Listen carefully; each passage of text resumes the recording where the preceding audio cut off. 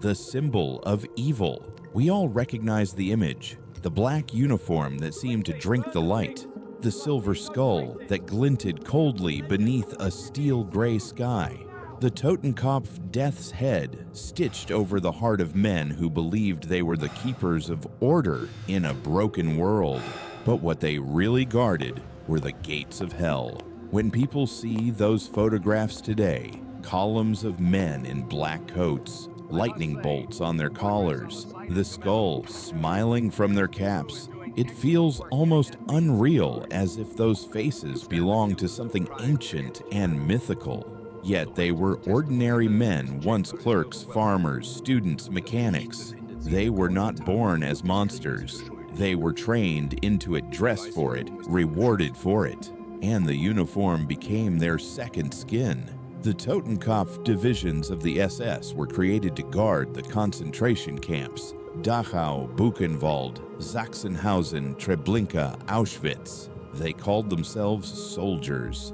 But the truth is, they were jailers of the damned executioners in human form. They watched over places where death was measured in truckloads and the value of life was weighed in kilograms of ash. To wear that black wool meant to stand at the edge of humanity and not look away. Inside those fences, mercy was treason, kindness was weakness. Every command, every order from above stripped away what little humanity remained. They believed the war would never end. They believed Germany's empire would last 1,000 years, and they would stand forever as the guardians of its purity. But in the spring of 1945, the empire collapsed like a rotten beam under its own weight. And for the men who wore the skull, the fall of the Reich was not the end of the war, it was the beginning of another one. Because when the gates of the camps swung open and the Allies marched in, the guards who had once held the power of life and death now found themselves on the other side of the fence. For the first time, they saw what they had done through someone else's eyes. And those eyes were filled with rage. In May 1945, Europe was a graveyard with no boundaries. The air stank of smoke and sickness. The railroads still carried trains, but now they were filled with bodies instead of soldiers.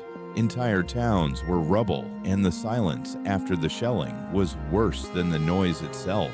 Across the ruins, men in black uniforms tried to disappear. They tore the skulls from their caps, burned their insignia, buried their boots. They took off the black wool that had once made them gods of terror and replaced it with whatever they could find: gray rags, old coats, farmers' clothes. The symbol that had once opened doors now marked them for death. But the world remembered the skull. The Totenkopf was not a simple insignia, it was a confession. It told everyone who saw it exactly what these men had done and what they had stood for. Even stripped from their collars, the shadow of that skull followed them. History would remember that symbol long after the men were gone. It would become shorthand for cruelty, for fanatic obedience, for the complete surrender of conscience. The skull that once smiled over the camps would come to represent death itself, not as an accident of war, but as a system, a deliberate machinery of killing, built and run by people who thought they were just doing their jobs. Yet the story that followed the collapse of the Reich isn't simply about punishment. It's about how easily evil survives, how it hides, how it reshapes itself when the uniforms are burned and the flags are torn down. Because for the Totenkopf guards, the war didn't end with the last gunshot. When the surrender was signed, when Hitler's body turned to ash, these men stepped out into a new kind of battlefield, a war for survival, a war fought not with rifles, but with papers, false names, silence, and lies. They had served a regime that had consumed millions, but now, in the ruins, each man fought for his own life. And in that desperate struggle, the same instincts that had once made them killers now made them ghosts. Some tried to blend in with civilians hiding among the streams of refugees pushing west. hoping to reach the British or the Americans before the Soviets arrived. Others joined columns of retreating Wehrmacht troops, claiming to be simple soldiers from the front.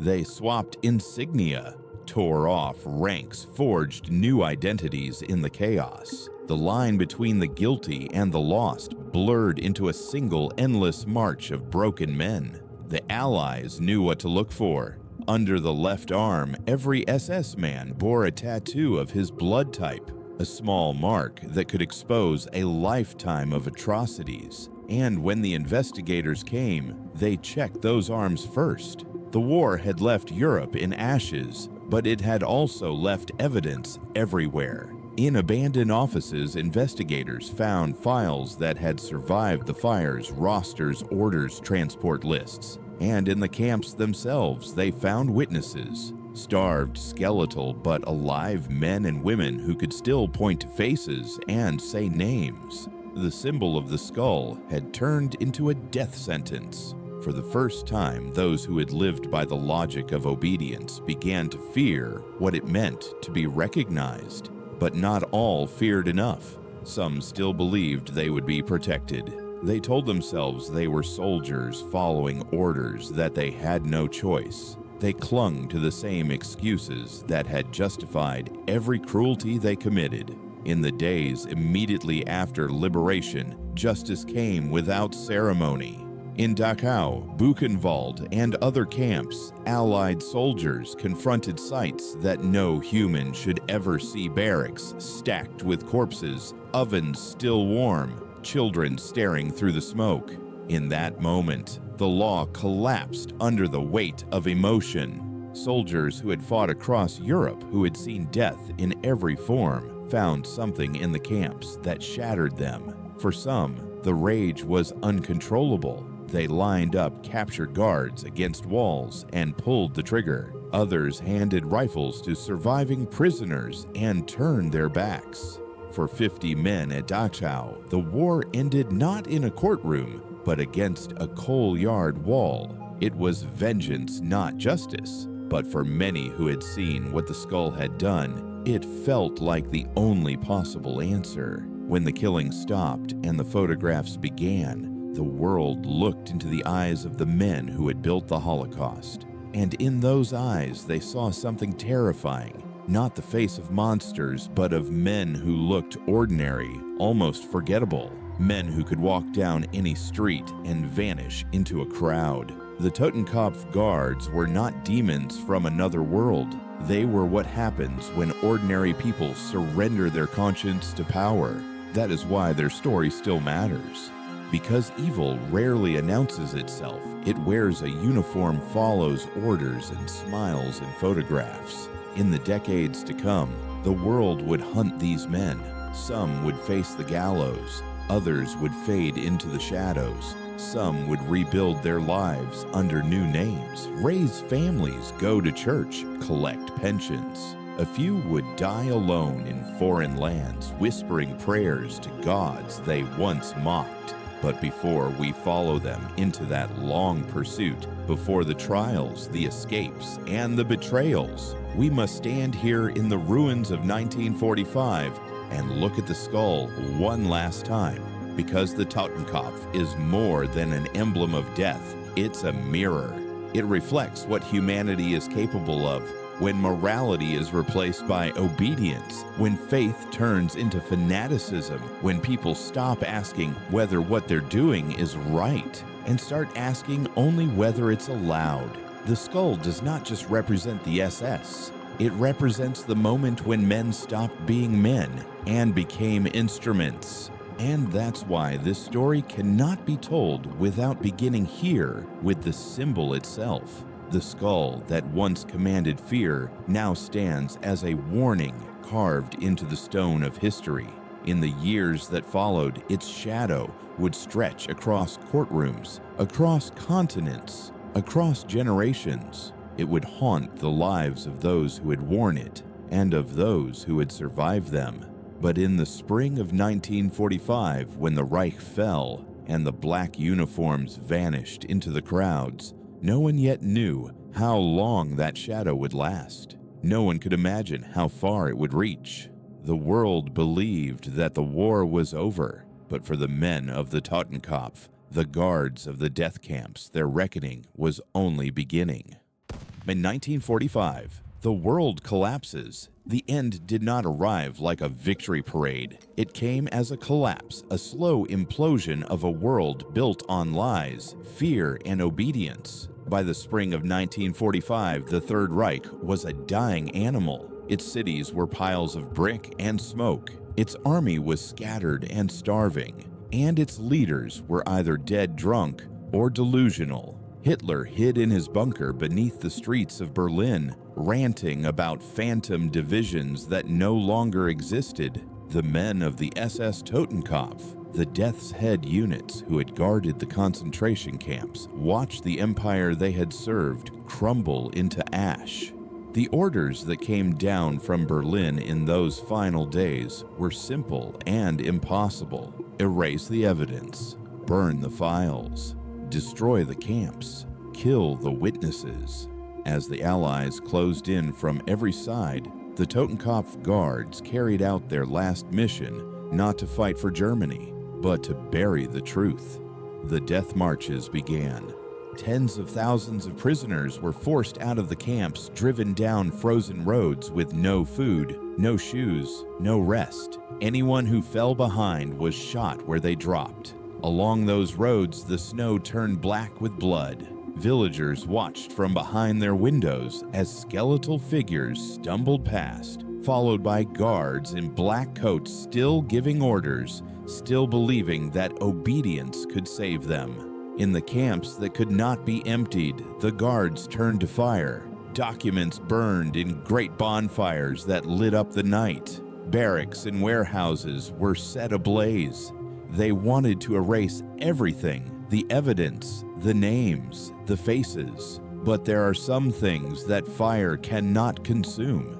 You cannot burn millions of bodies. You cannot erase thousands of witnesses. And in their final act of destruction, the Totenkopf left behind the proof of their crimes, the smoke rising from the chimneys, the ashes scattered over rivers and fields, the faint smell of death that clung to the soil. As Allied tanks rolled through Germany, chaos swallowed the countryside. Entire columns of German soldiers fled west, desperate to surrender to the Americans or the British rather than the Soviets. Families poured onto the roads with carts and wagons carrying everything they owned and everything they had lost. Among them moved the ghosts of the guards of the camps trying to disappear in the tide of defeat. Some shaved their heads, others put on Wehrmacht uniforms or stole papers from dead soldiers. They claimed to be truck drivers, cooks, medics. They learned to lie in new languages. Ich war nur Soldat. I was only a soldier. They burned the black wool that had once made them proud, but they could not burn what it had made of them. The collapse of the Reich was not a single event. It was a contagion. Discipline fell apart first, then command, then conscience. Whole divisions vanished without a fight. Trains stopped running. Communications broke down. The government still issued orders, but no one listened anymore. The people were too busy trying to survive the flood of retribution that was coming for them. To the east, the Red Army advanced with the fury of vengeance. Soviet soldiers remembered what they had seen in their own villages: mass graves, burned churches, children hanging from trees. They did not come as liberators. They came as avengers. To the west, the Americans and the British found themselves moving through a landscape that defied belief. They liberated one camp, then another and another. With every gate they opened, they uncovered the unthinkable. At Buchenwald, the air was so thick with the stench of rot that soldiers vomited into their helmets. At Bergen-Belsen, bulldozers pushed mountains of corpses into mass graves. At Dachau, train cars stood on the tracks filled with thousands of dead bodies packed so tightly that they could not be counted. For the Allied soldiers, the war they thought they understood suddenly changed. It was no longer about territory or strategy. It became a confrontation with the darkest truth humanity could produce. And somewhere out there, the men who had made this possible, the Totenkopf guards, were running. They ran across rivers, through forests, over fields littered with wreckage and death. Some tried to reach the Alps, others sought shelter in small villages where no one asked questions. They used forged papers, fake names, borrowed identities. They became farmers, mechanics, bricklayers. They became invisible. But the Allies were hunting.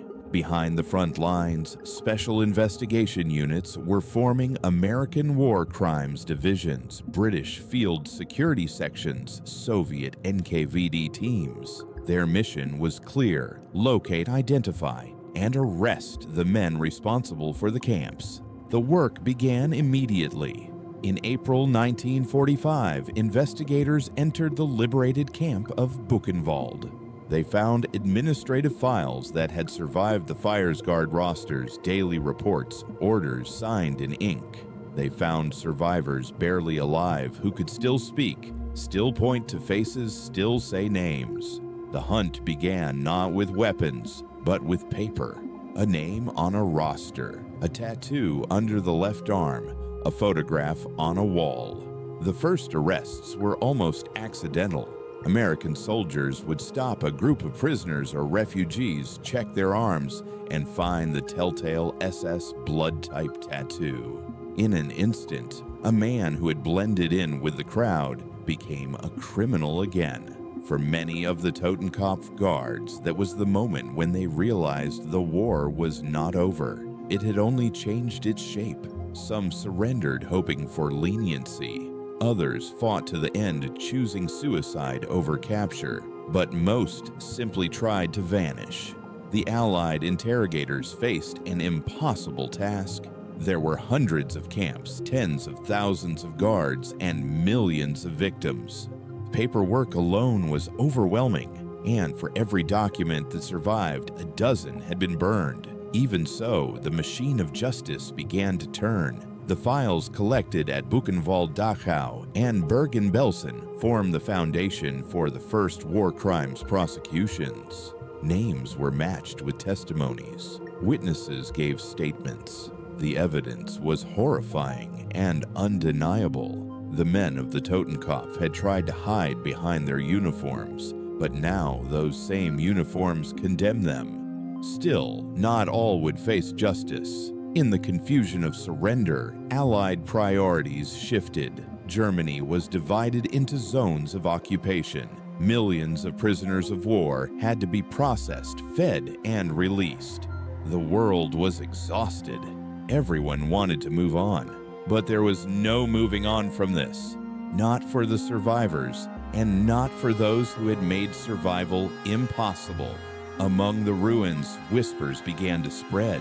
Rumors that SS men were escaping south, that sympathetic priests were giving them new names and new papers. The word Ratline had not yet been coined, but the network already existed. In Austria and Italy, the routes of escape were forming paths that led from German prison camps to monasteries, then to the ports of Genoa or Rome, and finally to ships bound for South America or the Middle East. Some of the worst criminals in human history would soon walk free under the protection of false identities and foreign passports. But in May 1945, that was still ahead. For now, Europe was a continent of rubble, and the men who had served the skull were scattered across it like bones in the dirt. In the streets of Munich and Vienna, they slept in basements and barns. They begged for food. They traded medals for cigarettes. They told strangers they had been drafted, that they had worked in transport. Few dared to speak of the camps. They had spent years killing in the name of purity. Now they were reduced to filth, hunted, and despised, their empire gone. For some, the irony was unbearable. They had believed they were the chosen ones, the elite, the future. Now they were fugitives. The collapse of the Reich was not just the end of a nation, it was the end of a delusion. The civilians, too, faced their own reckoning. Villagers who had turned away from the smoke now had to look at what that smoke had hidden. Farmers who had profited from free laborers suddenly realized those laborers were human beings. The whole country was waking up from a nightmare it had helped to build. And yet, in the midst of ruin, something began to grow, a demand for accountability, for justice. It started with the soldiers who had seen the camps, then spread to journalists, prosecutors, and the world at large. The photographs of Dachau and Buchenwald reached newspapers in New York, London, and Moscow. People stared at them in disbelief, asking the same question: how could this happen? The answer, of course, was wearing a skull. That skull had ruled through fear and silence, and now its servants were learning what silence felt like from the other side. Their empire had fallen, their Führer was dead, and their symbols were ashes. All that remained were the men themselves, frightened, dirty, anonymous, scattered across a continent that no longer wanted them. But the world was not finished with them. The gates of the camps had opened, and with them opened a wound that would not close. The Totenkopf guards thought they could hide among the ruins, that history would forget their faces. But history was already sharpening its memory. In the months to come, investigators would gather evidence, survivors would testify, and the first great trials would begin. The black uniforms might have vanished, but the crimes they committed had not. The war was over, but the reckoning, the true reckoning, had only just begun. The desperate escape. They called it surrender, but for the men who had worn the skull, it was flight. A frantic scattering of bodies across the ruins of Europe, a race against time and truth. The Third Reich was dead, but its ghosts were still moving across fields, through forests, down the broken highways of a shattered continent. In those weeks after May 1945, the landscape of Germany was chaos. Roads clogged with refugees, prisoners of war, and deserters. The lines between soldier and civilian blurred until no one could tell who was who. The Totenkopf guards, once the feared masters of the concentration camps, now hid among the very people they had oppressed. They were dressed in rags, pushing carts, walking barefoot through mud. The men who once decided who lived and who died now begged for food at the doors of strangers. Some tried to reach the American lines, believing that the Western allies might treat them more mercifully than the Soviets. They forged new identities: farmhands, truck drivers, medics, anything but SS. Others fled toward the mountains, toward Austria and Italy, where chaos might offer cover. They carried forged papers, sometimes handwritten, sometimes printed with stolen stamps. They changed their names. Schmidt became Weber became Braun. They memorized new birthplaces, invented new lives. Each man became an actor in a desperate play, and the price of a wrong word was death. The black uniform that had once granted them authority was now a death warrant. Many burned them in roadside ditches. Some buried them deep in the woods, along with medals, pistols, and photographs. A few even kept their insignia, small souvenirs of power, reminders of who they once were, hidden beneath floorboards or in the lining of coats. Everywhere they went, rumors followed. The Allies were hunting SS men. The Soviets executed them on the spot. Americans were checking tattoos. British soldiers carried lists of names. For the first time, the hunters of the old world were the hunted, and yet not all of them ran. Some still believed they could hide in plain sight. In the countryside, local villagers, terrified or sympathetic, gave shelter. They told investigators that they didn't know who these men were. Some were lying. Others truly didn't want to know. War had taught them that ignorance was safer than truth. There were also those who helped for ideological reasons. The church network, clergy, monks, nuns provided false documents to displaced persons. Among them were real refugees, but also former SS officers. The line between mercy and complicity blurred. For some priests, it was an act of charity. For others, it was a chance to preserve what they believed was a barrier against the atheism of the East. They didn't see war criminals. They saw potential allies against communism. This was how the escape routes began. They weren't called ratlines yet. That name would come later whispered by journalists and investigators. But even in 1945, the paths were already forming through the mountains of Austria, across the borders of Italy, down to the ports of Genoa and Rome.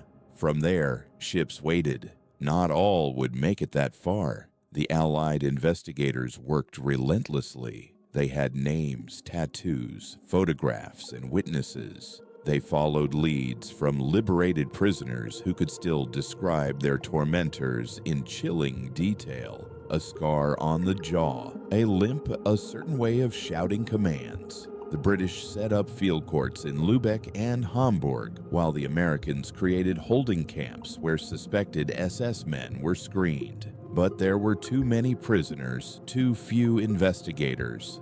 Thousands slipped through the cracks. In some camps, clerks grew careless or corrupt.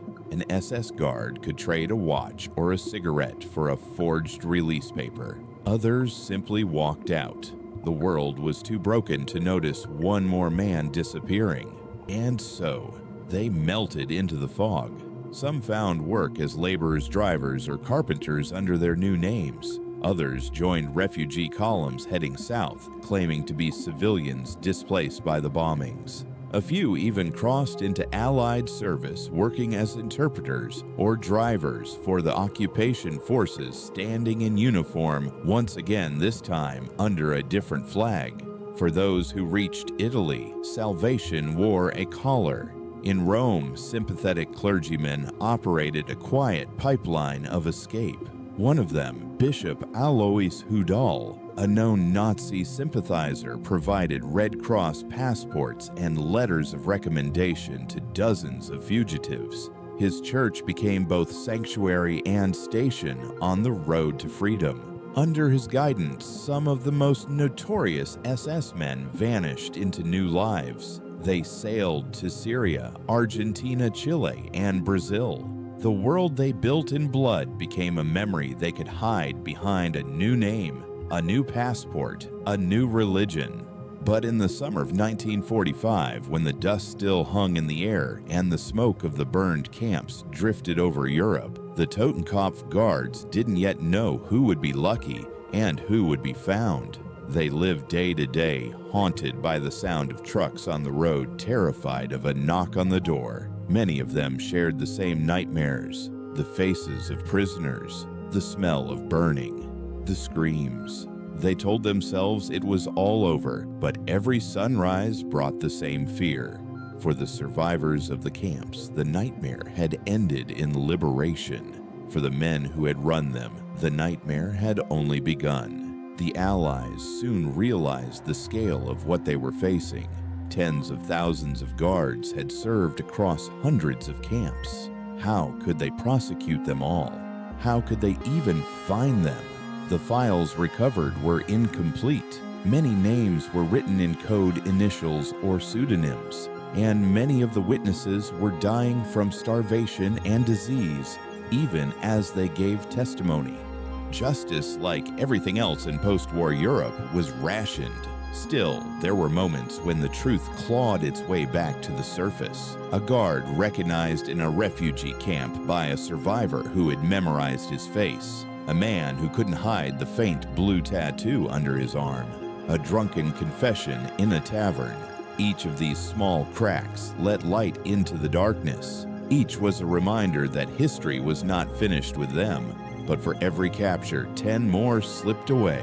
Some changed countries, others continents. Many married and raised families who never knew who they had been. They learned to smile for photographs, to shake hands, to tell stories about the war that left out the part where they wore the skull. There were also those who couldn't live with it. A few, overcome with guilt or fear, turned themselves in. Others vanished into the forest and shot themselves before the investigators could reach them.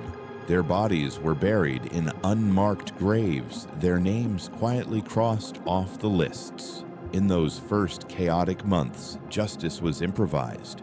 There were no manuals, no precedents for what to do with men who had run factories of death. Some Allied units executed suspects immediately, especially when the evidence was undeniable. Others tried to maintain order, to gather proof, to prepare for the trials that would come. Those trials would reveal the scale of the horror. They would give the world its first language for describing the crimes of the camp's crimes against humanity, genocide, systematic extermination. But that reckoning was still months away. In the summer of 1945, Europe was still bleeding. The cities were ruins, the roads were graves, and the men of the Totenkopf were ghosts moving among the living. They believed that if they could just stay hidden long enough, the world would forget. Wars end, nations rebuild, people move on. They were wrong, because even as they buried their uniforms and forged new names, others were digging in the ashes, pulling out files, photographs, and bones. The evidence they tried to destroy was beginning to speak, and soon it would shout loud enough to shake the world. But before the courts and the verdicts, before the gallows and the hangings, came the moment of pure rage, the first eruption of justice without law. It happened at Dachau, where the black uniforms finally met the fury they had earned. The fury at Dachau, the end of the war, had many faces. For some, it came as silence after years of gunfire. For others, it came as freedom, a gate swinging open sunlight, touching skin that had not felt warmth in years. But for the men of the Totenkopf guarding Dachau, the end came as rage. April 29, 1945, the U.S. 7th Army approached the outskirts of Munich. Rumors had spread among the soldiers about what they would find ahead, something about a camp, something about prisoners. But no rumor, no whisper could have prepared them for what waited behind the gates. As the American troops entered Dachau, the stench hit first, an odor so heavy it seemed to cling to the air itself, the sweet, sick smell of rot and disease and death. The soldiers covered their faces with their sleeves, thinking it was the aftermath of battle. Then they saw the train. It sat on the tracks just outside the camp, a long line of freight cars' doors flung open. Inside were bodies stacked like firewood, thousands of them emaciated, twisted, unrecognizable. Some were still warm. The soldiers climbed up, staring down at what looked less like people and more like evidence of something they couldn't yet name. One officer whispered, "Dear God in heaven." The men who had fought across Europe, who had seen shellfire ambushes, tank battles, stood frozen, unable to move. They had come to liberate a camp. What they found was a vision of hell. When they finally reached the main compound, the sight broke whatever discipline remained. Inside, survivors stumbled toward them, figures barely alive, covered in sores, eyes sunken deep. Some crawled on hands and knees, whispering in German, Polish, Czech, Hebrew. They pointed at the guards. They pointed at the men in black.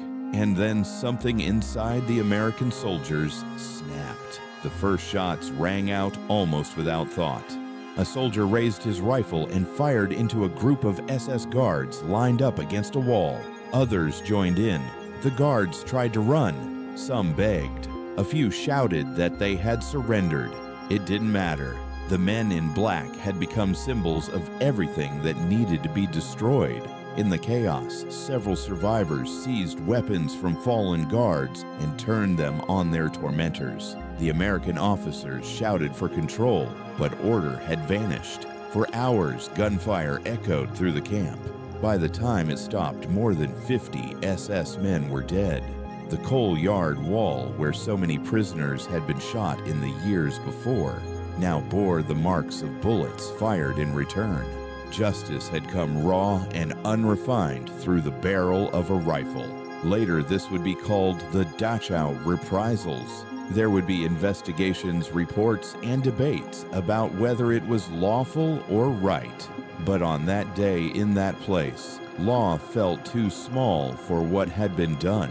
For the soldiers who pulled the triggers, it was not about vengeance. It was about humanity itself striking back. One lieutenant later said, "You can't see what we saw and stay human unless you do something."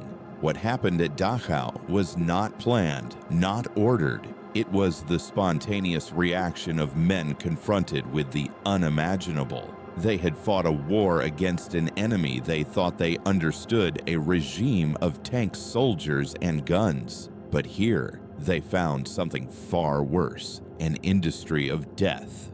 And for a few terrible hours, the soldiers of the U.S. 7th Army became the mirror image of their enemies. The next day, military police arrived and restored order. The surviving guards were rounded up and placed under custody. American officers filed official reports, careful not to mention everything that had happened. But the rumors spread quickly through the ranks, through the newspapers, through the world. For the first time, the full horror of the camps was undeniable. The photographs taken that day, piles of corpses, dazed survivors, and dead SS men circulated across the globe. The black uniform with the silver skull was no longer a symbol of fear, it was a symbol of guilt. The executions at Dachau marked a turning point. They showed the world that even among victors, rage had its limits, that there are crimes so vast they cannot be processed through reason. In the aftermath, the U.S. command ordered an inquiry. No soldier was ever punished. The report quietly acknowledged the context, the unspeakable horror, the shock, the moral collapse of all restraint. Dachau became the word that explained everything. The first concentration camp, the model for the system that followed, now became the first site of judgment. But vengeance, however righteous it felt, could not replace justice. Justice would require structure law, evidence trials. It would require the world to stop shooting long enough to listen. In the months that followed, investigators returned to Dachau. They collected documents, interviewed survivors, and cataloged every atrocity. The camp itself became a courtroom. In November 1945, only 6 months after liberation, the first Dachau war crimes trial began. 40 men sat in the dock, commandants, doctors, administrators, guards. They no longer wore uniforms. Their clothes were ill-fitting, borrowed from the camp's stores. They looked like tired men, old men, frightened men. But the witnesses who faced them remembered every face. One by one, survivors took the stand. They described the beatings, the starvation, the experiments, the executions. They described guards who laughed while they killed doctors, who used human beings as test subjects, and officers who claimed to be just following orders. The court listened in silence. The evidence was overwhelming. On December 13, 1945, the verdict was read. 36 of the 40 were sentenced to death by hanging. The message was clear, and final obedience was not innocence. That same day, across Germany, another trial ended the British proceeding at Bergen-Belsen. There, too, the verdicts came swift and severe. The commandant, Joseph Kramer, known as the Beast of Belsen, and his assistant Irma Gries, the young female guard, infamous for her cruelty, were both condemned to die. When the hangings took place, the executioner Albert Pierre Point later said he had never seen faces so empty, like the souls had already left. In one day, in 2 different cities, 47 men and women who had run the camps were hanged. For the first time, the world saw a measure of accountability, however small, compared to the scale of their crimes. But while the gallows swung, others slipped away. The ones who had fled before the Allies arrived, who had traded uniforms for farm clothes, who had burned their papers and hidden their tattoos. For them, justice was still far behind. The fury at Dachau symbolized something larger than revenge. It was the eruption of conscience after years of silence. It showed what happens when horror pushes morality past its breaking point. Yet even as the last echoes of gunfire faded, a question lingered in the smoke. Could the world ever truly bring justice to something this vast? The soldiers left Dachau changed forever. Many would never speak of what they saw again. Some woke screaming for years afterward. Others turned to drink, to prayer, to silence. The prisoners who survived carried their own scars, bodies, broken families, gone but alive. They testified so that the world would know. They wanted the truth to outlive the men who had tried to erase it. And in a sense, they succeeded. Because the story of Dachau did not end with death, it became the beginning of remembrance. In the ruins of Germany, people whispered that the past would be buried, that life would go on, that no one would ever dig too deep. But the world had seen the photographs. It had seen the skull insignia, the black uniforms, the train full of corpses. There was no burying it anymore. The fury at Dachau forced a reckoning. It told the victors that their rage was not enough, that the dead deserved something more than revenge.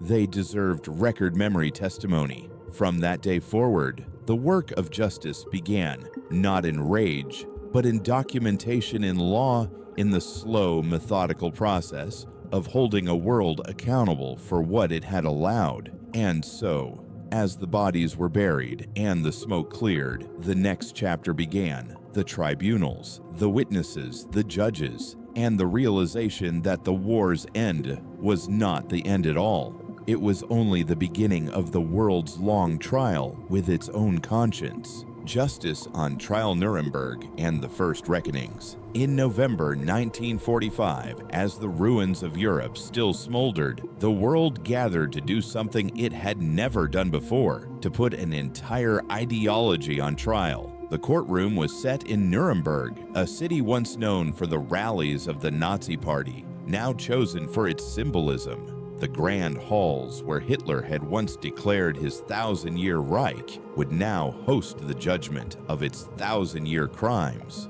22 of the most powerful men in the Nazi hierarchy stood accused, Göring, Hess, Ribbentrop, Keitel architects of empire, genocide, and conquest. But behind their names stood countless others, the officers, doctors, and guards who had carried out their orders. The trial was more than legal proceedings. It was civilization trying to define its limits. What does it mean to be guilty in a system built on obedience? Where does responsibility end when the entire state is criminal? For the men of the SS-Totenkopf, those questions would soon become their own. The Nuremberg Tribunal began on November 20th, 1945. Judges from the United States, Britain, France, and the Soviet Union presided. Before them sat the evidence of horror films, photographs, and documents that turn the word camp into something synonymous with death. When the prosecutors described the gas chambers, the ovens, the transport list, there was silence. The words had no precedent in language. For the first time, the phrase crimes against humanity entered human vocabulary. The verdict came nearly a year later in October 1946. 12 men were sentenced to hang, 7 to prison, 3 were acquitted. But Nuremberg was only the beginning. The tribunal made one crucial decision that changed everything. It declared the Schutzstaffel, the SS, a criminal organization. That ruling was a legal earthquake. It meant the membership alone, simply wearing the uniform, serving the system, knowing its purpose, was a crime. For the first time in history, the world declared that obedience to evil was itself evil. This single judgment opened the door for hundreds of smaller trials across the Allied zones. If Nuremberg had judged the architects, these new trials would judge the builders. In the American zone, the first major proceedings began at Dachau in November 1945, barely 6 months after liberation. 40 men sat in the dock, the entire staff of the camp, the commandant, Martin Weiss, his officers, doctors, and guards. The courtroom was inside the camp itself. The same walls that had echoed with screams now held the voices of testimony. One by one, survivors took the stand. A Czech prisoner described being beaten unconscious for stealing a potato.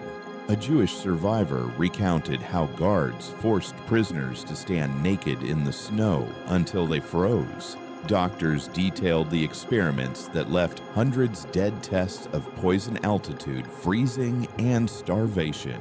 The defendants sat stone-faced. When asked why they did it, they gave the same answer over and over. Befehl ist Befehl? An order is an order. But this time, that excuse no longer worked. The court's verdict was swift. 36 of the 40 were sentenced to death by hanging. The message rang through every barracks and bunker that still sheltered the men of the Totenkopf. The world knows who you are. At nearly the same time, the British held their own trial at Nuremberg, near the ruins of Bergen-Belsen. In that gymnasium-turned-courtroom sat Joseph Kramer, former commandant of Belsen and previously an officer at Auschwitz, alongside 44 others, guards, doctors, and female wardens. The witnesses told stories that broke even the hardened military judges. Bodies piled in heaps, children beaten to death, women starved to skeletons. Photographs from the liberation piles of corpses bulldozed into pits were shown to the court. The images spoke for the dead. Kramer, known as the Beast of Belsen, insisted he was innocent. He said he had no control over the typhus outbreak that killed thousands. He said Allied bombings had cut off supplies. He said he was just doing his job.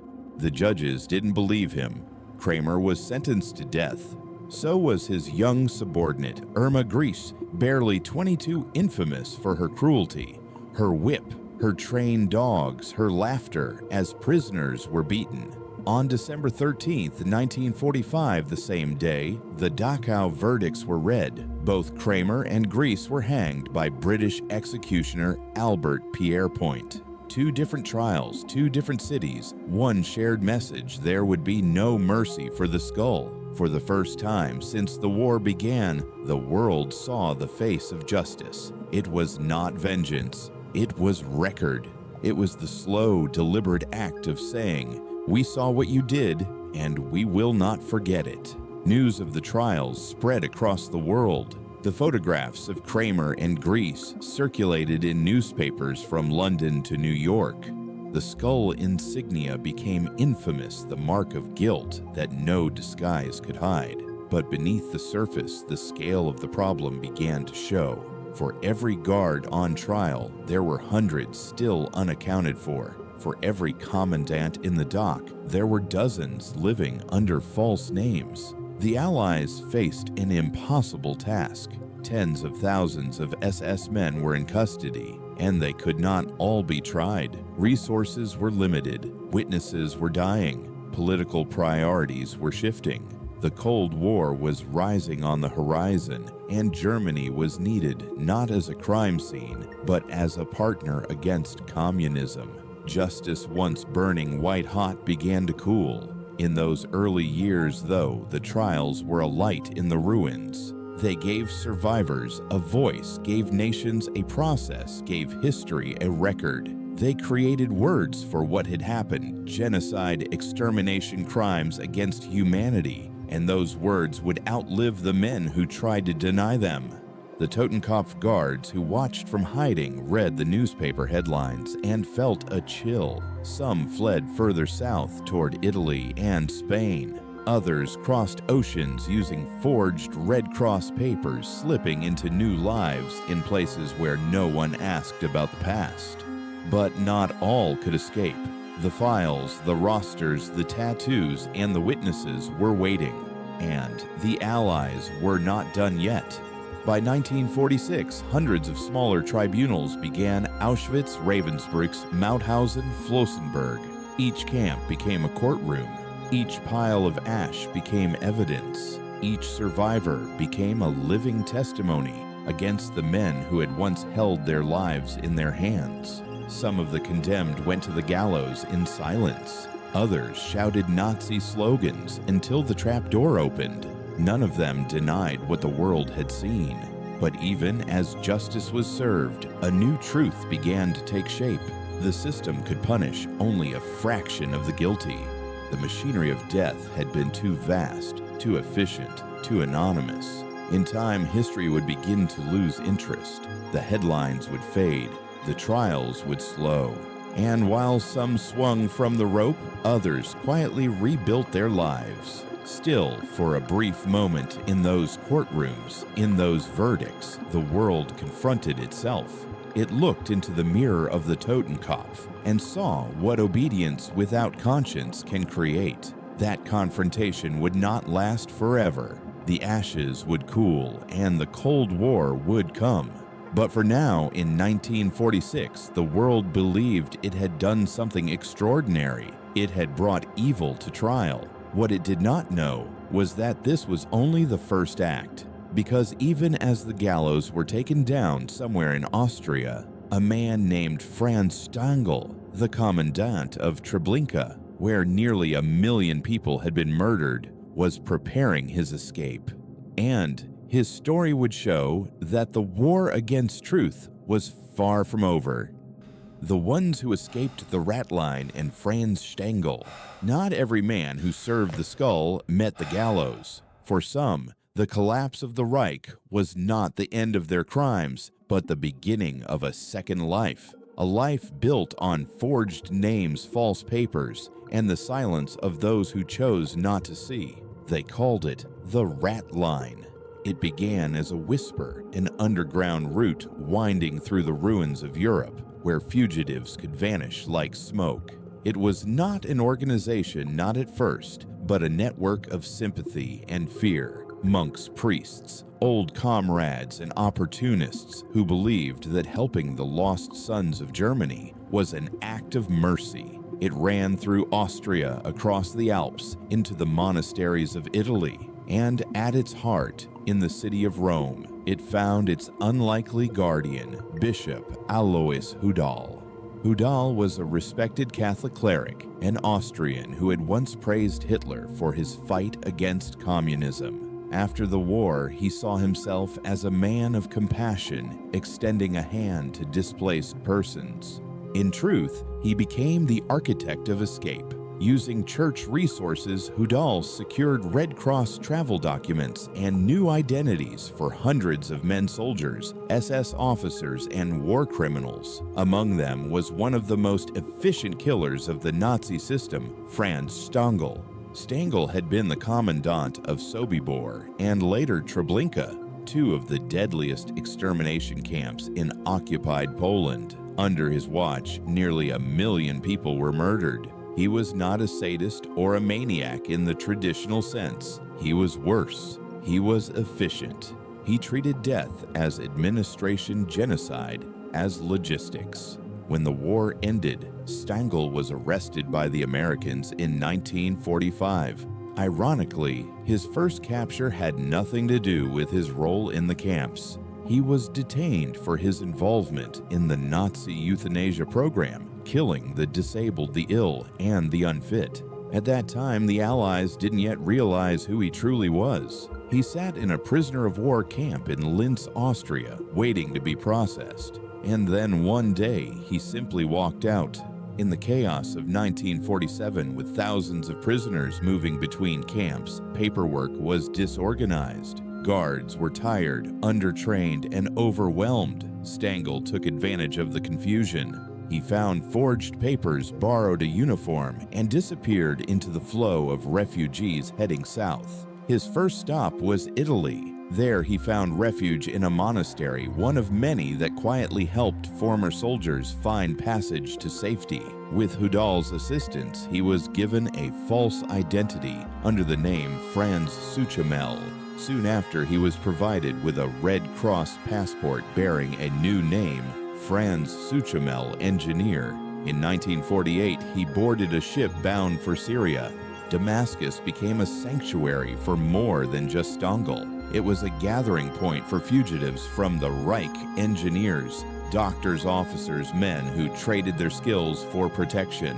In Syria, Stangl reunited with his wife and children who had joined him through another escape route.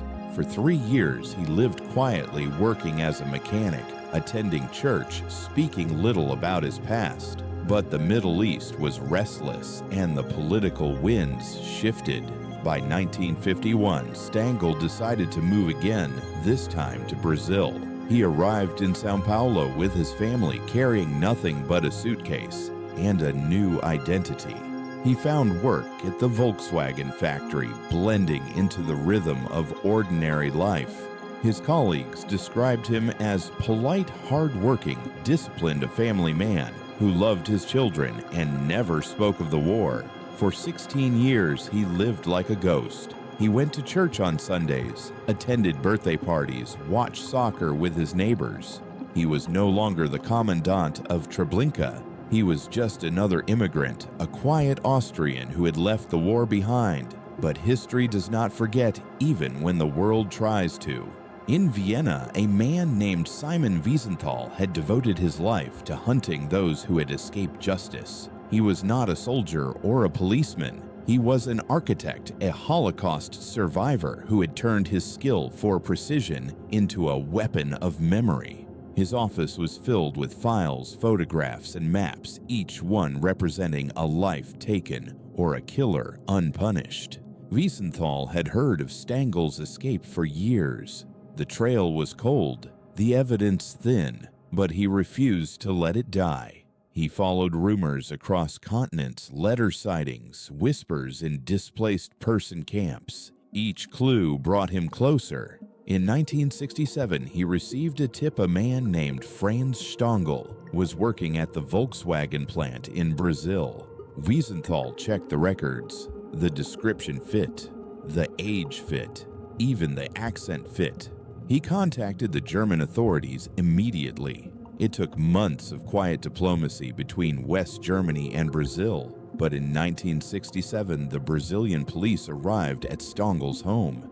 The man who opened the door was calm, almost polite. When told he was under arrest, he simply nodded.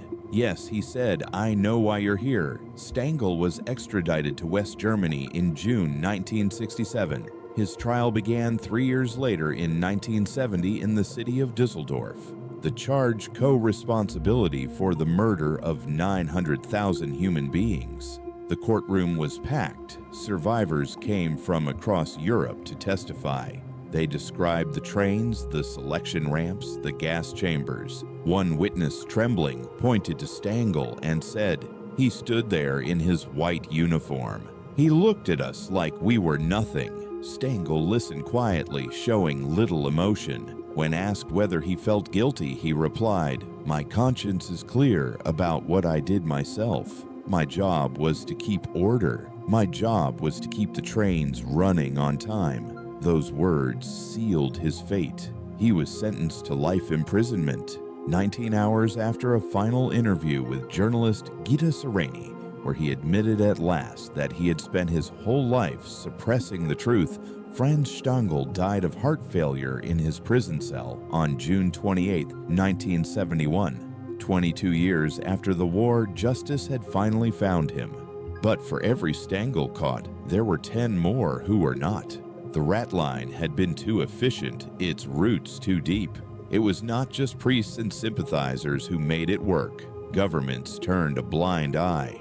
Intelligence agencies, American, British, and later West German, used former Nazis for their own purposes. In the shadow of the Cold War, old crimes became useful currency. Men who had built the machinery of the Holocaust were now helping to build the machinery of anti-communism. Some became informants, others scientists. A few joined Western spy networks, trading secrets about the Soviet Union for protection. The same hands that once signed orders of death were now drafting reports for the new masters of the divided world. And so the cycle continued, the killers of the past reborn as patriots of the present. For the survivors, it was an unbearable truth. They had testified, hoping for closure, believing the world would deliver justice. Instead, they watched as time eroded memory and politics replaced morality. But not everyone forgot. Simon Wiesenthal continued his work, his files growing thicker each year. The world changed, but his mission did not prove that history had a memory longer than fear. The story of Franz Stangl is not just the story of a man. It's the story of a system that almost succeeded in disappearing itself. A network built from the same obedience, the same cold logic, the same quiet efficiency that once turned trains into instruments of death. When Stangl's trial ended, Wiesenthal said something that could have been written as the epitaph of the entire SS. The worst evil is not the rage of the barbarian, it's the calm of the bureaucrat. Because Stangl did not hate the people he killed. He did not scream or curse or boast. He just followed the schedule. He turned genocide into paperwork. He made the murder of millions look like the ticking of a clock. And when the clock finally stopped, he slipped away into the ordinary, into family dinners, into church pews, until the past found him again. But Stangl's capture was the exception, not the rule. Others, even worse, would never be caught. And one of them was Aribert Heim, the man the world would later call Dr. Death. He was the one who proved that the Ratline didn't just save lives, it buried truth. Dr. Death, the ghost of Cairo. If Franz Stangl's escape was a story of organization and precision, Aribert Heim's story was one of shadows, one of a man who vanished so completely that he became a myth. The newspapers called him Dr. Death, and for decades he was the most wanted Nazi fugitive in the world. Heim had been a doctor with the SS at Mauthausen, a concentration camp in Austria. He served there only 2 months in 1941, but in those 8 weeks, he left behind a trail of horror so monstrous that even other Nazis whispered about him. Survivors remembered him as tall, handsome, quiet, almost gentle in manner, and that was what made him terrifying. He wasn't a brute who beat prisoners with a club or shouted orders from a tower. He was clinical, detached. He treated human beings like test subjects in an anatomy lab. Heim performed surgeries without anesthesia. He injected gasoline phenol and poison directly into the hearts of living prisoners to measure how long it took them to die. He removed organs for study. He experimented on decapitated heads to see how long a brain could function after death. To him, it was science. To everyone else, it was hell disguised as medicine. When the war ended, Heim was captured by American forces. But in the chaos of post-war Europe, paperwork and personnel shifted constantly. Thousands of SS members were being processed, interrogated, or released. Heim was just one name among many, and so somehow the Americans released him. No one is sure why. Some say he was mistakenly cleared. Others suspect he was recruited by intelligence agencies, as many former Nazis were. Whatever the reason, Aribert Heim simply walked free, and with that, one of the most horrifying men of the 20th century disappeared. For years, he lived openly in Baden-Baden, Germany. He opened a small gynecology practice treating women and children. The same hands that had tortured prisoners now deliver babies. He paid taxes. He attended church. He lived as if his past had been erased. But history, like justice, has a long memory. In 1962, German prosecutors reopened cases against former SS doctors. Heim's name surfaced again alongside records from Mauthausen, testimonies from survivors, and an arrest warrant. The police went to his home. He was gone. Someone had tipped him off.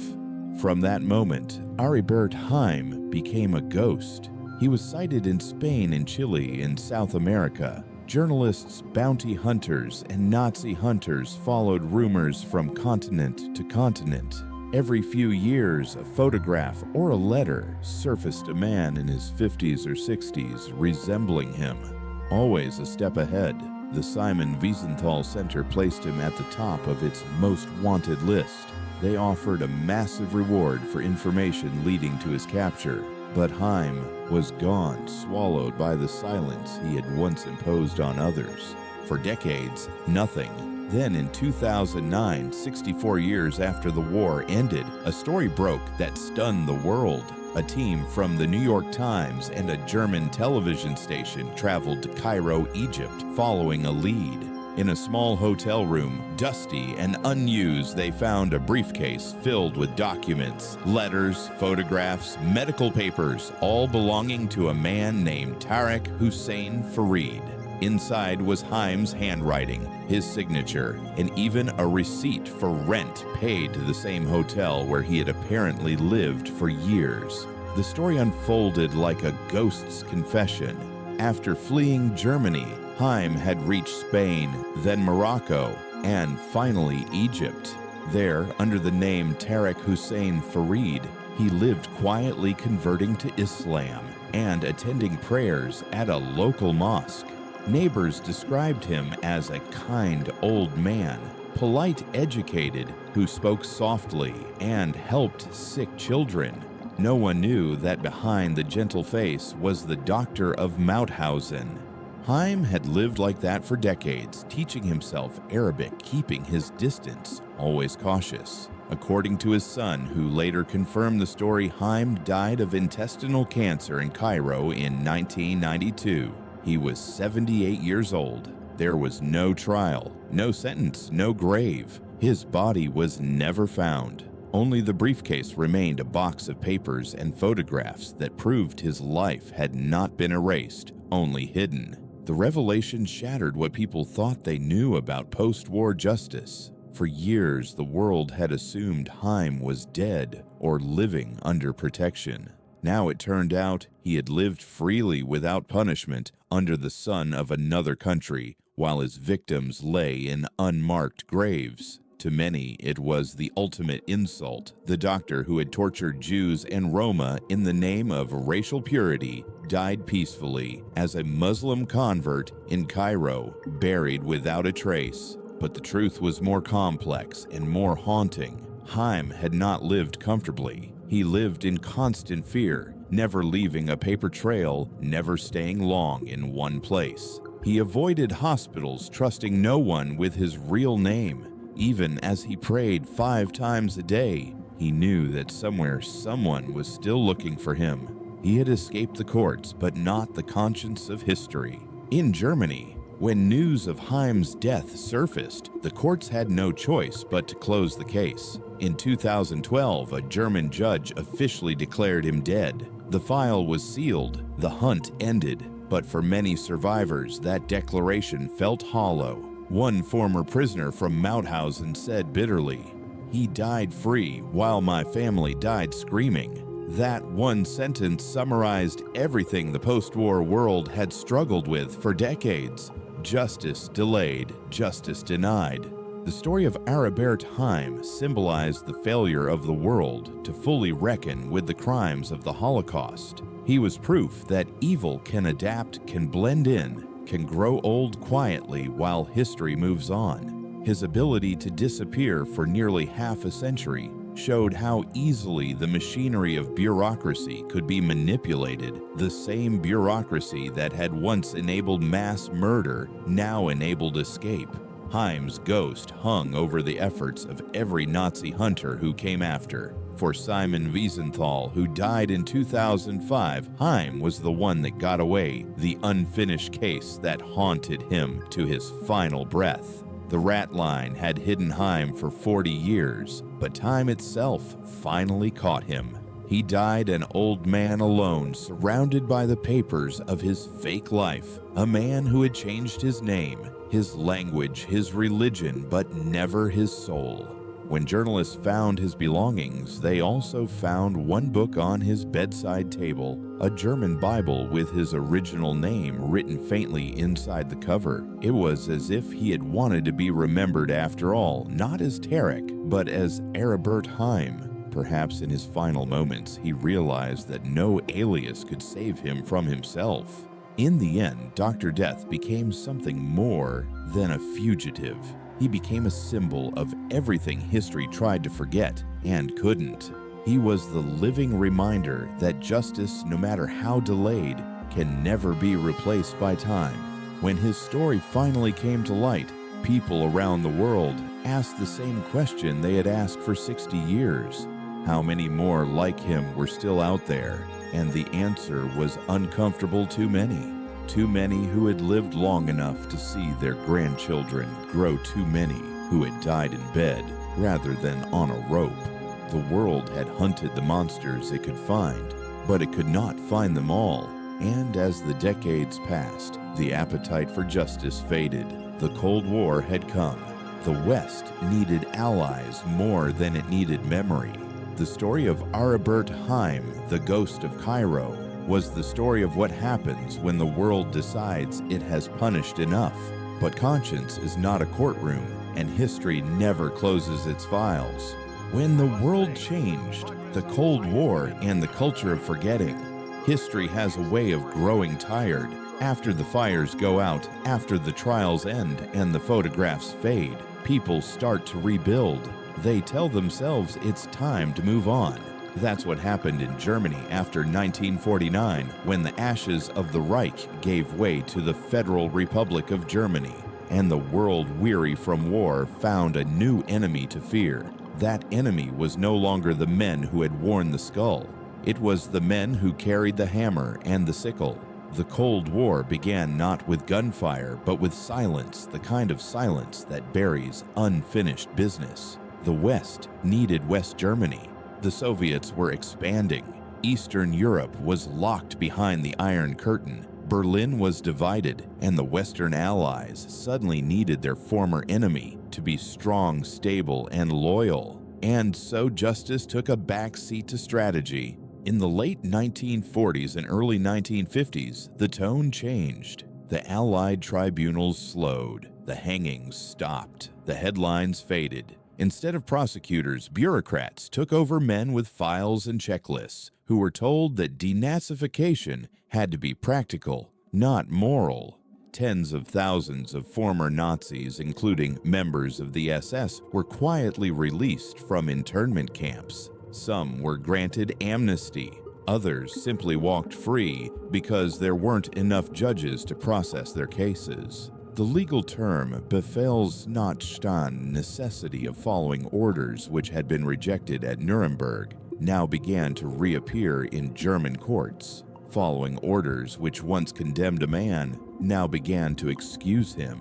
The new West German government, led by Chancellor Konrad Adenauer, faced an impossible balance: rebuild the nation without tearing it apart. Half the civil service had Nazi roots. Entire police departments, ministries, and courts were staffed with men who had served the old regime. If everyone with a tainted past were removed, there would be no one left to run the country. So the nation chose convenience over cleansing. And slowly, the past was rewritten, not erased, but rearranged. By the mid-1950s, the prisons were emptying. Former SS officers who had once guarded camps returned to ordinary lives. They became police chiefs, judges, teachers, businessmen, mayors. They married, raised families, bought homes in the suburbs. They told their children they had been soldiers, nothing more. They spoke of defending the fatherland, of serving their country. No one asked too many questions. In West Germany, silence became a form of peace.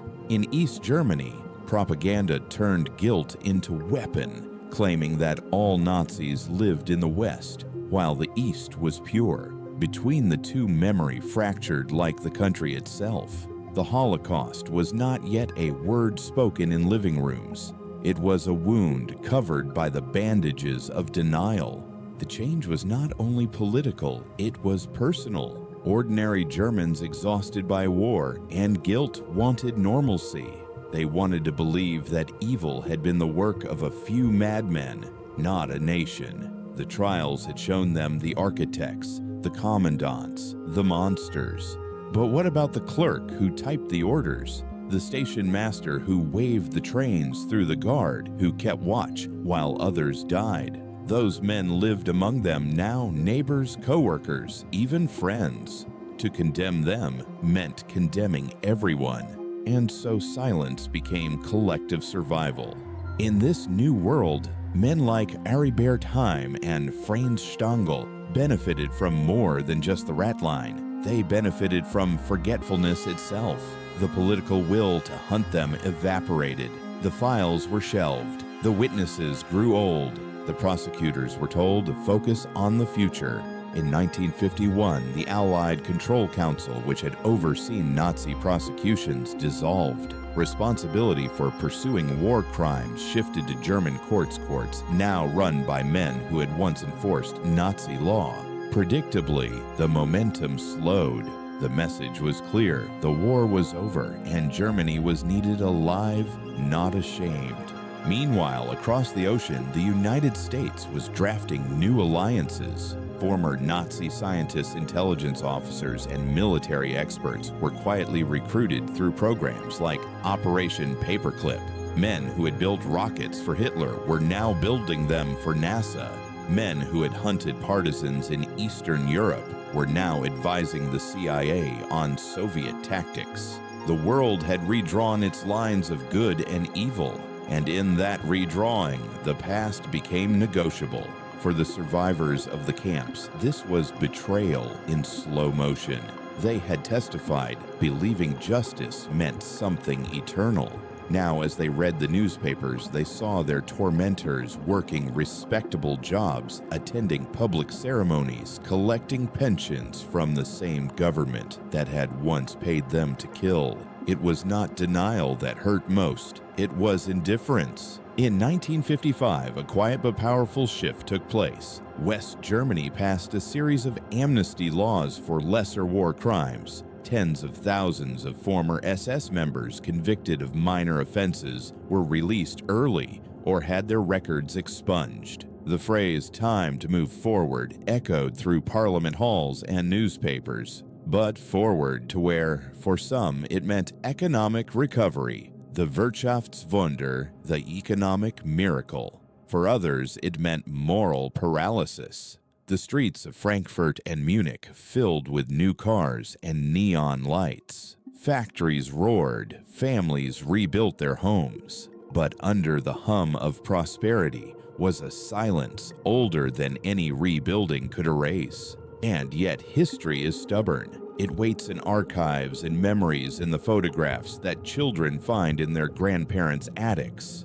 It doesn't disappear, it sleeps. In 1958, that sleep was broken. That year, a trial in the city of Ulm brought back what many had tried to forget. 10 former members of an Einsatzkommando, a mobile killing squad responsible for murdering Jews in Eastern Europe, were put on trial. The proceedings exposed something the public could no longer ignore: that murderers were living freely among them, often under their own names. The outrage was immediate. Newspapers ran headlines demanding answers. Students and young people born after the war began asking questions their parents didn't want to answer. How many murderers were still free? How could they walk the same streets as their victims' families? In response, West Germany established a new institution, the Central Office of the State Justice Administrations for the Investigation of National Socialist Crimes, based in Ludwigsburg. Its mission was clear: to find the remaining war criminals still at large, gather evidence, and bring them to trial. It was, in essence, a second chance for justice, but it was also a race against time.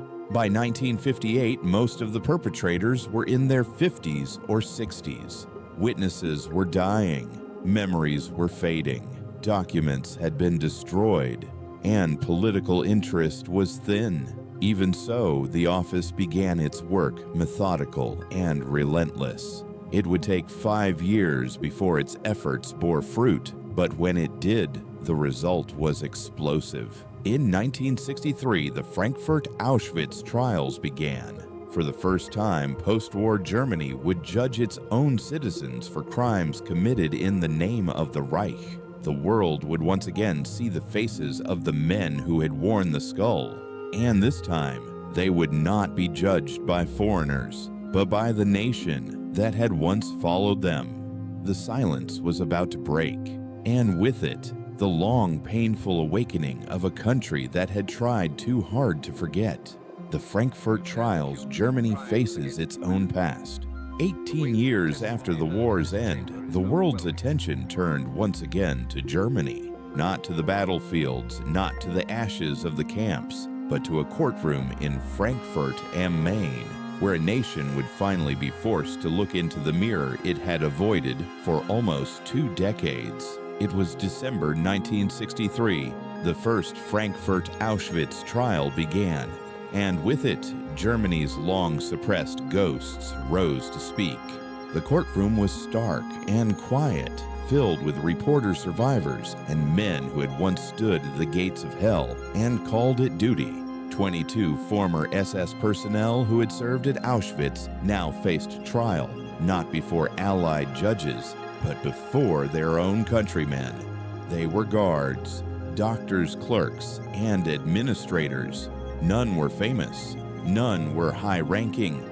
They were, as one journalist put it, ordinary faces of an extraordinary evil. Among the accused were men like Robert Molke, the former adjutant to Auschwitz commandant, Rudolf Höss, and Oswald Kaduk, a guard known as the executioner of Auschwitz. For the first time, the German public heard in their own language the details of what their fellow citizens had done, not as distant history, but as living testimony. The trial began with documents, transport lists, architectural plans of gas chambers, orders signed in ink. But soon, the witnesses took the stand.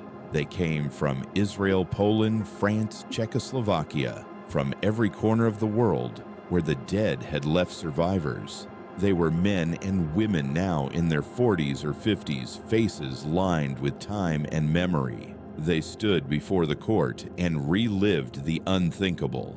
One woman described arriving with her family on a cold morning, the moment she was separated from her children, and the smell that never left her nose.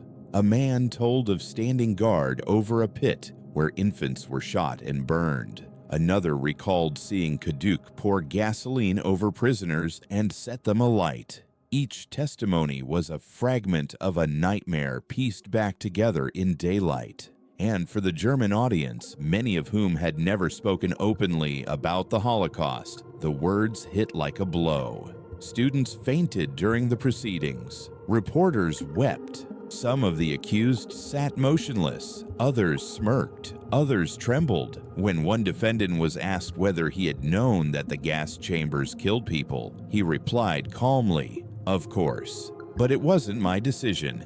It was the system. The system." It was the same word that had appeared in every trial since Nuremberg, the invisible machine that turned millions of human beings into smoke and ash while leaving its operators convinced they were only gears. The prosecutors knew how difficult this would be. German law required proof not just of participation, but of personal cruelty or intent to kill. To convict a man of murder, it wasn't enough to prove he had guarded the gas chambers. They had to prove he had done so with malice. The law was never built to handle industrialized genocide. It was built for individual crimes, one man, one victim, one moment of intent. But Auschwitz was not built on moments.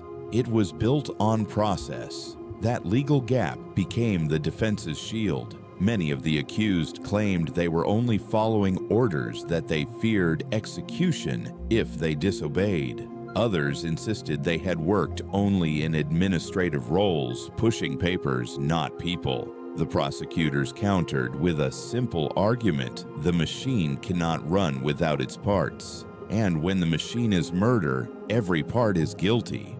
The trial lasted 20 months. It was one of the longest and most grueling in post-war Europe. In the gallery sat the new generation of Germans, the young men and women born after 1945. For them, this was the first time they heard what their nation had done, not in Allied propaganda, but in their own courts, their own newspapers, their own conscience. The press coverage was relentless. Everyday radio broadcasts and newspapers carried testimony that no one could ignore. The words Auschwitz gas chamber selections, Zyklon B, entered German vocabulary, not as abstract horrors, but as living facts. Students began to confront their teachers. Children began to question their parents. Conversations that had been buried under years of silence now exploded in kitchens and classrooms. One journalist wrote, "We are a generation that did not kill, but we live among those who did. The courtroom has become our classroom." In August 1965, the verdicts were finally announced. 6 of the 22 defendants were sentenced to life imprisonment, including Kaduk. The rest received shorter sentences, some as little as 3 years. 3 were acquitted altogether. The public reaction was divided. Some saw the verdicts as a moral triumph, the first time Germany had held itself accountable. Others saw them as an insult. How could men who had participated in the murder of millions serve only a few years behind bars?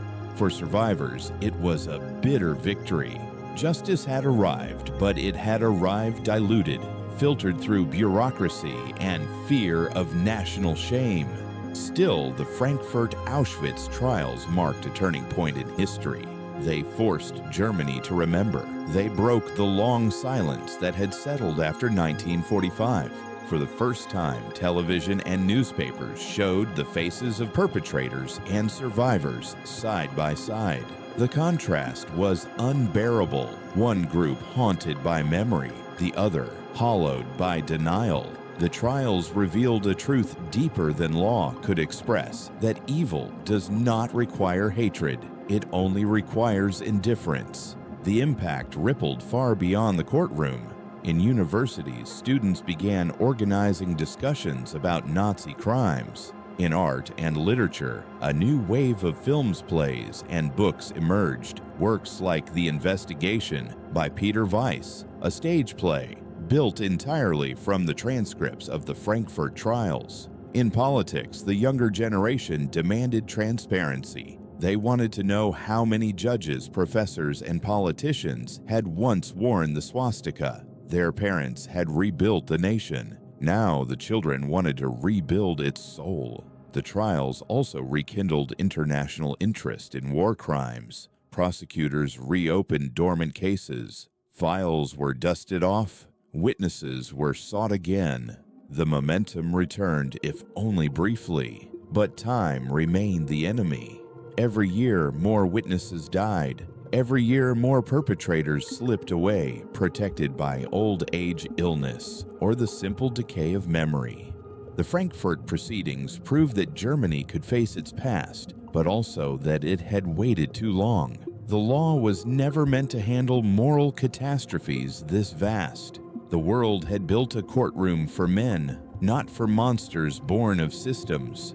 When the last sentence was read and the judges left the chamber, the silence in the courtroom was absolute. Some survivors wept quietly. Others simply sat in their seats, eyes unfocused, as if seeing both the past and the present collapse into one moment. One man, an Auschwitz survivor, was asked how he felt. He paused for a long time before saying, "Justice is not what I wanted. I wanted them to remember." And that, in the end, was what the Frankfurt trials gave to history: not perfect justice, but memory. A scar that would never heal, but one that would not be hidden again. After 1965, Germany would continue to hold smaller trials, Belsen, Ravensbrück, Majdanek, but none would carry the same moral weight. Frankfurt was the awakening, the painful birth of a conscience long delayed. Yet even then, even in that awakening, most of the guilty were still free. Out of the 70,000 men and women who had served in the concentration camp system, fewer than 1,000 had ever been convicted. And as the 1960s gave way to the 1970s, the world once again turned its attention elsewhere, to Vietnam, to the Cold War, to the space race. The silence returned softer this time, but still there. Still, history kept its pulse. There were names that refused to die, files that refused to close, and in time, new investigators, many born after the war, would pick up those files again. They would look for the faces that had escaped, and they would prove that even in the last years of life, justice could still find its way through the cracks of time. The next chapter would belong to them, to the hunters and the hunted men in their 90s, women in their 90s, still standing trial half a century after the smoke of Auschwitz had cleared. A last reckoning, a final attempt to balance a scale that had never been level. The last shadows justice at the edge of time. By the time the 21st century began, most of the men who had built the machinery of death were long gone. Their uniforms had rotted, their signatures faded from paper. Their graves, when they had them, were unmarked or forgotten. But not all. A few still lived quietly behind curtains in tidy German neighborhoods. Old men with canes and trembling hands. Grandfathers who played chess in the park or fed pigeons by the river. To their neighbors, they were harmless. To history, they were ghosts with unfinished business. And then something extraordinary happened. After half a century of near silence, Germany began to hunt again. It started with a man named John Dem Anjuk.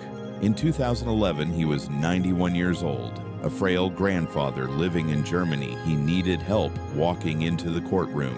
But beneath the wrinkles and the confusion was a story that reached back to the gas chambers of Sobibor, one of the Nazi extermination camps in occupied Poland. Dem Anjuk had been a Ukrainian POW captured by the Germans, then recruited as a guard. For years, he lived in the United States, working as a mechanic, raising a family, going to church. His past was buried under decades of normal life. But documents surfaced, transport rosters, ID cards, survivor testimony. The evidence pointed to him as an accessory to the murder of 28,000 Jews at Sobibor. When he was extradited to Germany, the case was monumental, not because of who he was, but because of what he represented. For the first time, the German courts changed the rules. The old standard of proof requiring evidence of personal cruelty or direct killing was abandoned. The judges declared that serving as a guard in an extermination camp was itself a crime, a contribution to mass murder. No more hiding behind the excuse of just following orders. If you stood at the gate of a death camp, if you loaded the trains, if you watched as people were herded into the chambers, you were part of the killing machine. In 2011, Dem Anjuk was convicted of being an accessory to 28,000 murders. He was sentenced to 5 years in prison. He died before his appeal could be completed, but his conviction rewrote legal history.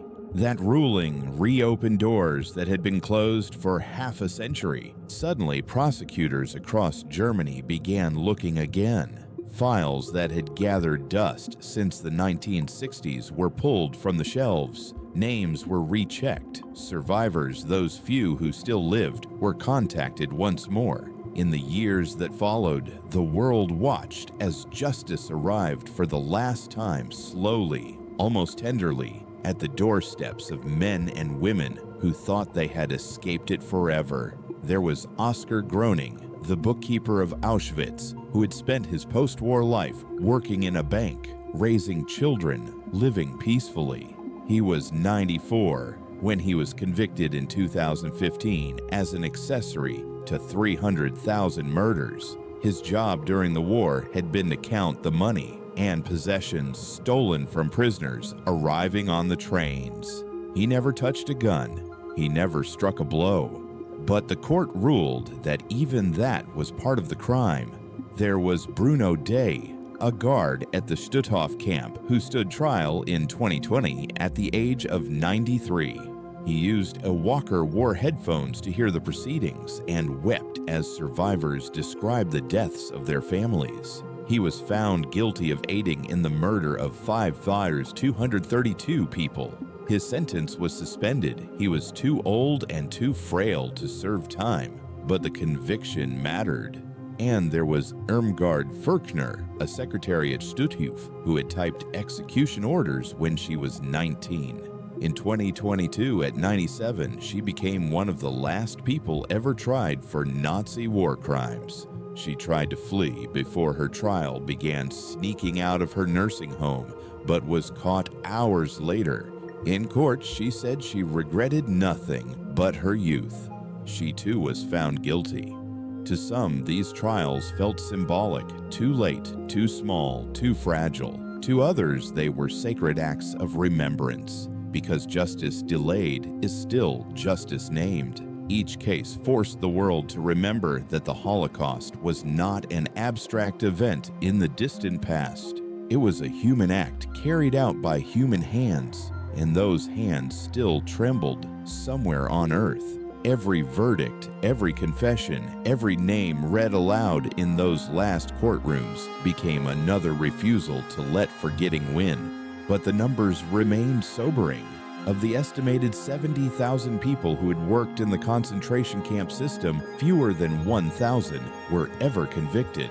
For Auschwitz-Birkenau alone, where 1.1 million people were murdered, around 6,500 SS personnel survived the war.